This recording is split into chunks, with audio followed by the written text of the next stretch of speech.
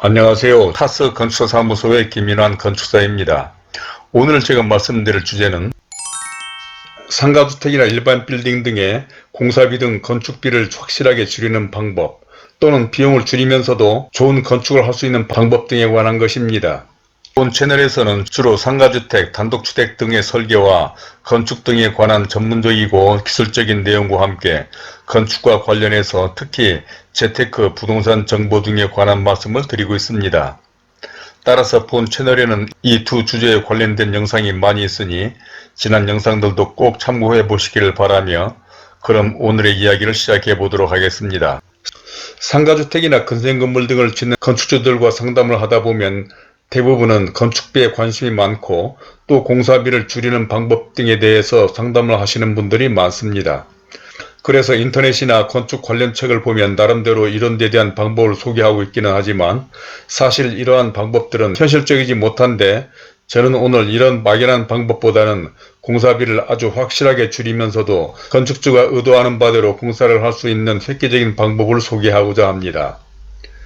이 방법은 바로 선진 외국에서 도입된 CM이라는 제도로, 이미 우리나라에서도 일정 규모 이상 공공공사에는 이 CM을 활용하도록 건설산업기본법에서 규정하고 있는데,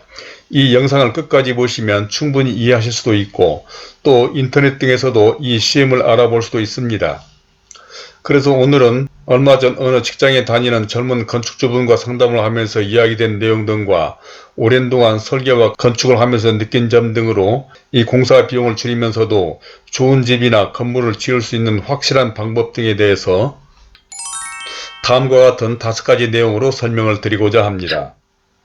아무쪼록 이런 데 대해서 관심이 있으신 분이나 특히 상가주택, 일반 건물 등을 지으시려거나 투자하시려는 분, 또 재테크와 부동산에 관심을 가지신 분 등에게 참고가 되리라 생각하며, 먼저 보시기 전에 구독과 좋아요 그리고 선풀을 남겨주신다면 저에게도 큰 힘이 되어 이러한 영상을 만드는 데 도움이 될 것 같습니다. 그러면 순서에 따라서 첫 번째로 공사비를 줄이는 방법들과 이들에 대한 한계에 대해서 말씀을 드려보면, 얼마 전 상담하신 분도 그렇지만 대부분의 건축주들은 땅은 하도 구하기 어려워서 그런지 어쩔 수 없는 것처럼 생각하면서 공사비를 줄이면서도 자신이 짓고 싶은 방향으로 건축은 하고 싶어들 합니다. 그러니까 그날 저와 상담하신 분도 어느 신도시의 땅을 사고자 하는데 매물이 없다 보니 별 수 없이 엄청난 즉 웃돈을 주고 샀기 때문에 건축비를 줄여야 한다면서도 또 기분 좋게 지을 수가 없는지 그 구체적인 방법을 알고 싶다는 것이었습니다. 심지어 어떤 분들은 웃돈으로 준 땅값은 세무적으로 증빙을 할 수가 없으니 공사 계약을 할 때 땅을 살 때 준 그 웃돈에 상당하는 만큼을 실제 공사 금액에 얹어서 가라 계약서를 써달라는 사람들도 있었는데, 하여간 이 공사비를 줄이는 데 대해서는 대부분 관심이 많은 것 같습니다. 그러면서 상담하신 분은 인터넷과 건축 관련 책에서 본 공사비를 줄이는 방법 등에 대해서 이야기를 하던데, 그러한 방법이라는 것은 대체로 설계를 할 때 복잡한 형태나 구조보다는 단순하게 설계를 하라든지, 면적이나 규모를 최소화하라든지, 또는 간접비용 등을 줄여야 한다는 등 사실 상투적이고도 일반적인 방법에 지나지 않는 것들로, 사실 이러한 방법은 그렇게 현실적이지 못합니다. 그것은 대부분의 건축주들이 공사비는 줄여야 한다고 하면서도 건물의 기능이나 모양을 단순하게 하려거나 특히 면적과 규모를 줄이려고 하지는 않기 때문으로, 이러한 방법들로는 경제적이면서도 또 좋은 건축을 하는데 한계가 있다는 것입니다. 다음 두 번째로는 CM은 공사비를 확실하게 줄이는 방법이다 라고 하는 것인데, 그런데 이러한 애매한 방법 말고도 확실하게 비용을 절약하면서도 의도하는 대로 건물을 지을 수 있는 것이 바로 이 CM이라는 방식으로, 이는 컨스트럭션 매니지먼트, 즉 건설 사업 관리라고 해서 건축주 입장에서 건설공사에 대한 기획, 타당성 조사, 분석, 설계를 비롯한 조달, 계약, 시공관리, 감리, 평가, 사후관리 등 건축의 전반적인 업무를 도맡아 관리해 주는 것을 말합니다. 그러니까 이 CM에 대해서는 그동안 본 채널에서 여러 영상으로도 소개한 바가 있는데, 그동안에는 이 CM의 여러 업무 가운데 주로 기획이나 시공관리 등의 면에서만 설명을 하였지만, 오늘 말씀드리고자 하는 공사비를 줄이려는 목적으로도 이 CM은 아주 효율적이라는 것입니다. 즉, 이 CM은 건축주를 대신해서 기획이나 설계 및 시공 과정에서 공사비를 줄이면서 효율적인 공사를 하도록 관리해 주는 것인데, 기획 과정에서는 타당성 조사, 적정 규모 산정, 건설 사업비 분석 등으로, 또한 설계 과정에서는 각 실이나 면적에 대한 적정 규모를 산정하여 과다한 설계를 방지하고, 또 사용 자재를 비교 분석해서 경제적이면서도 효율적인 자재 선정을 함으로써 공사비를 줄이게 해줄 뿐만 아니라 설계 전반에 대한 관리를 하고, 또 시공 과정에 있어서도 공사비 지급 관리와 공사가 예정기간에 완료되도록 관리해주며, 공사 감독으로 품질 관리를 해줄 뿐만 아니라 시공자 임의로 설계나 공사 변경을 하거나 공사 과정에서 공사비를 줄이거나 추가 공사비가 발생하는 것을 방지해 줌으로써 기획, 설계, 시공 등 건축의 전반적인 과정을 관리해서 전체적인 사업비를 줄이면서도 발주자가 의도하는 건축을 하는데 확실한 도움을 주는 제도인 것입니다. 다음 세 번째로는 CM에 대한 인식과 실제 사례들을 설명해 보겠는데, 그런데도 불행하게도 아직 일반인들 뿐만 아니라 상가주택 등 건물을 지으시려는 일반 건축주들도 아직 이 CM에 대해서 잘 모르는 사람들이 많은 것이 현실입니다.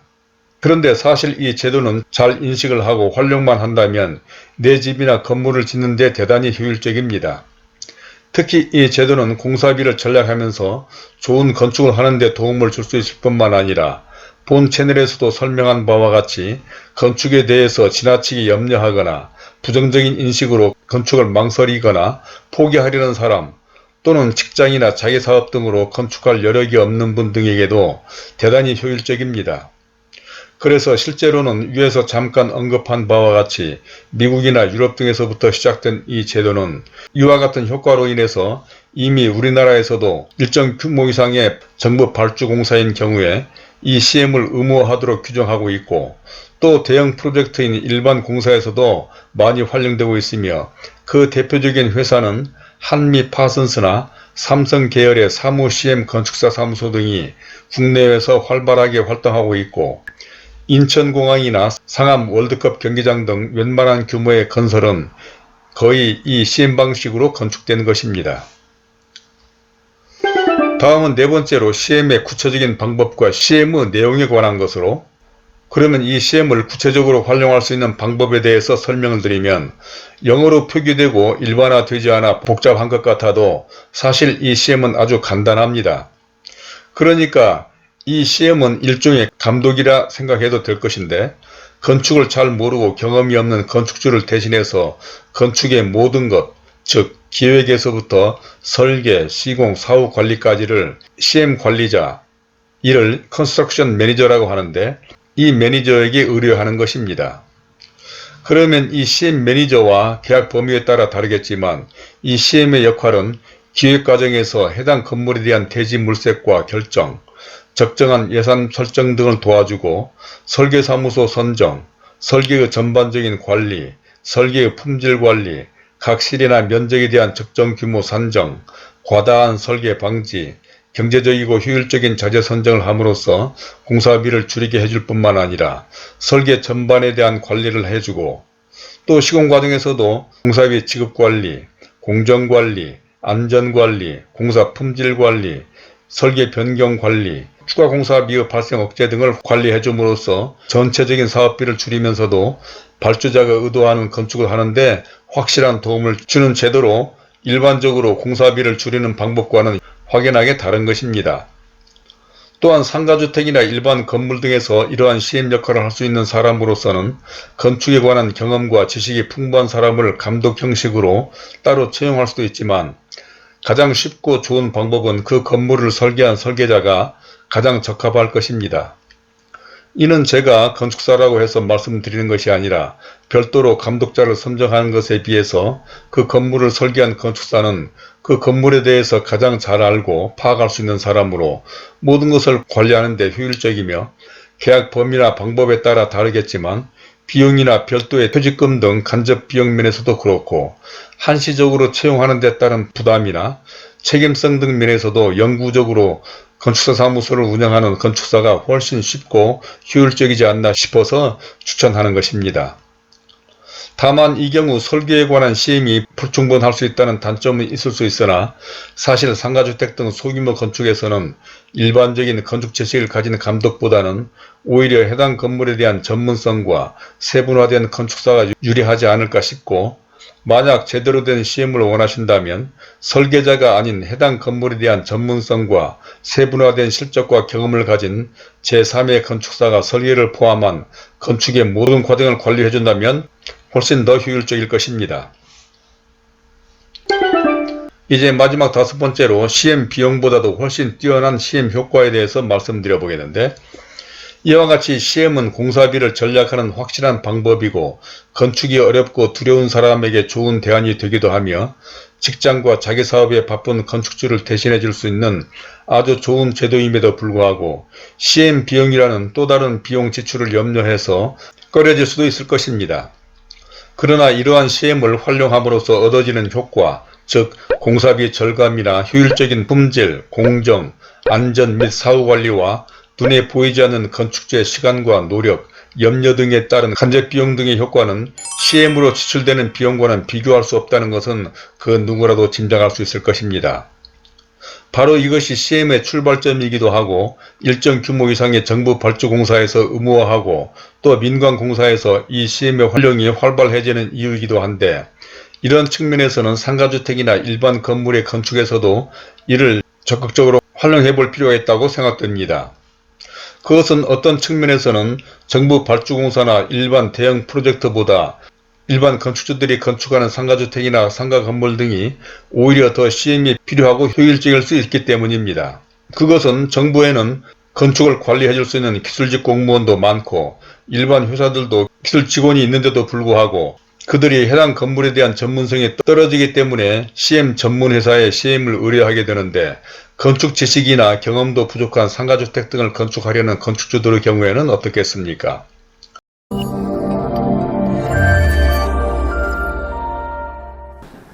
자, 이제까지 공사비를 아주 확실하게 줄이는 방법 또는 경제적인 비용으로 좋은 건축을 하는 방법 등에 대해서 첫 번째로 공사비를 줄이는 방법들과 한계, 두 번째로는 시험은 공사비를 확실하게 줄이는 방법이다, 세 번째로 시험에 대한 인식과 실제 사례들,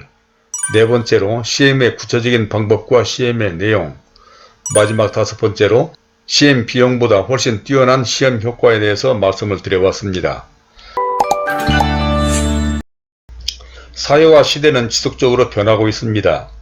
그러니까 공사도 불과 20, 30년 전만 해도 건축주들이 내 집이나 건물을 지을 때 직접 자재와 인력, 장비 등을 조달해서 직영공사로 건축을 하였지만 지금은 그런 직영공사는 다 사라지고 대부분 시공회사에 도급을 맡기고 있는데,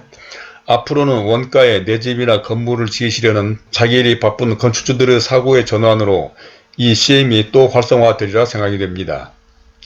사실 지금도 공사 입찰 시 공사비 절감과 효율적인 공사를 위해 설계에 대한 시험이나 사용자재 변경 등에 따른 대안을 제시하는 업체에게 가산점을 부여하는 형식으로 부분적인 시험을 활용하기도 하는데, 계속 말씀드리지만 아직도 건축에 대한 부담감으로 건축을 꺼리거나 또 진정으로 공사비를 줄이려고 한다면 단순한 설계 등 막연한 방법으로 공사비를 줄이려 하기보다는 이 시험이라는 확실한 방법으로 건축의 모든 과정을 진행해 보시면 어떨까 해서 오늘 이 설명을 드려봤는데,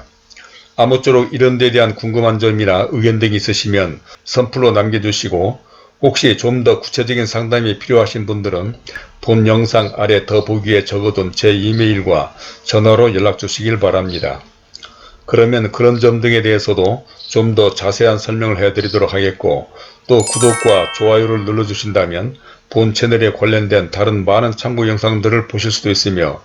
화면 왼쪽에 제가 추천하는 이 영상들도 꼭 참고해 보시길 바라면서 오늘은 이것으로 줄이도록 하겠습니다. 감사합니다.